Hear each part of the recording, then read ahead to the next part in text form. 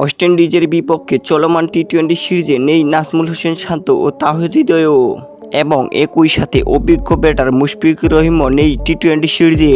তবে জাতীয় দলের এই তিন তারকাই আজ রাজশাহী বিভাগের হয়ে খেলেছেন এনসিএল টি-20তে। তবে শান্তদের রাজশাহী বিভাগকে 4 রানে হারিয়েছে মমিনুল হকের চট্টগ্রাম বিভাগ। আগে ব্যাট করতে নেমে চট্টগ্রাম বিভাগ 7 উইকেট হারিয়ে 198 রান সংগ্রহ করে।